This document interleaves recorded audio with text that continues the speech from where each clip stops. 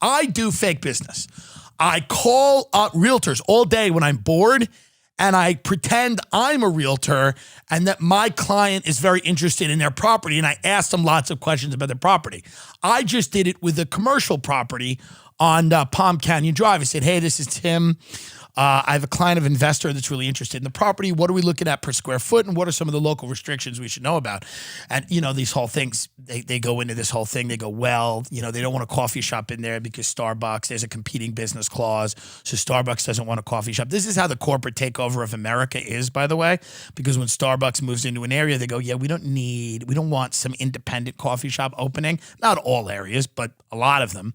We don't need somebody slinging lattes for less than we are. So the guy goes, well, there's a Sprint store, so we can't do a competing business, blah, blah, blah. And we talked about it. There's a lot of parking behind. I said, thank you. I said, I have an investor, but he's very concerned about, the competing business clause and everything like that. And I was on the phone with this guy for about 10 minutes. And he said to me, oh, Tim, that's cruel. Their time has value. No, it doesn't. And I will continue to do fake business because I like doing fake business. It's one of my favorite things to do. I like to call people and I like to lie about who I am and what I do. And then I like to see how they conduct business because on their end, they're conducting real business. I'm conducting fake business. Now, never the two shall meet. We've gotten to the point where one of my clients who doesn't exist was almost going to put an offer on a house. This was last week. I've been on the phone with this realtor for like 45 minutes, 3 times in a row. I've had to block her finally. She doesn't know what happened.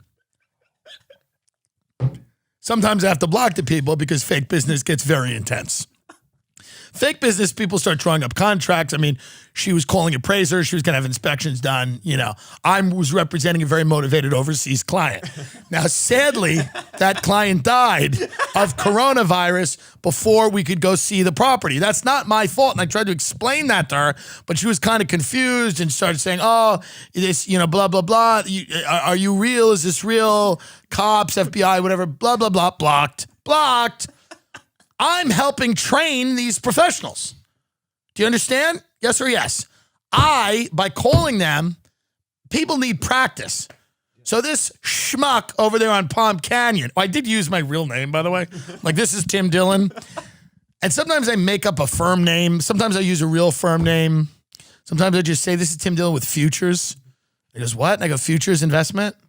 And he goes, okay. You just go, okay. You go, yeah, all right. I go, yeah, you got a commercial listing on Palm Canyon on the corner. I'm wondering what we're looking at price per square foot. What's the parking in the area like? What's the competing business clause? Any local restrictions we should know about? I have a team of investors that are looking to expand into this area. Many of them, sometimes it's a franchise, sometimes not. But I'm just, it's an investment group. They're very interested. They love the visibility of the location. Oh, he goes, it's a great location. So they love the visibility of the location. And see, right there, we're beginning to do fake business. Because then he goes to his wife and he goes, hey, I just got a call from a guy that may be interested in this. And then he tells his secretary, and then he tells his partner. So I'm in, and I'll give him a follow-up call later tonight. I'll have 10 more bullet point questions before I bring my investors. And I do this. Now, a lot of people,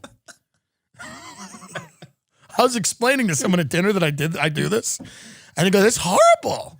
I said, why? Doing fake business. They go, why? I said, I like doing it.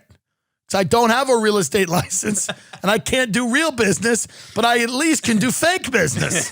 They said, that's pretty sick. I said, maybe you're sick because I want realtors to get the best professional. You golf a lot, right? Mm-hmm. When you golf every day, are you better at it? Yes, absolutely. Now that doesn't matter. Now, even that includes going to a driving range. Sure. Right.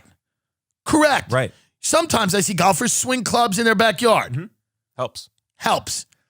Doesn't matter if it's real or fake. What matters is that this guy's going through the next guy to call him might be real.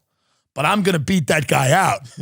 I'm going to do a competitive offer because I conduct fake business well. And many people don't. A lot of people do things. People go on fake diets. I've done a ton of them.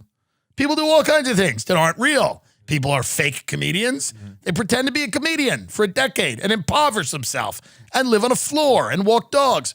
Fine. That's all. When you go home to your family for Thanksgiving and you go, I'm a comedian, they're eating and they're like, no, you're not. You're a pretend comedian. You're a fake comedian. Right. I am a fake real estate investor, and I will continue to do fake business. So if you get a call from a guy that sounds like me, just be forewarned. The deal's not closing. The deal's not closing.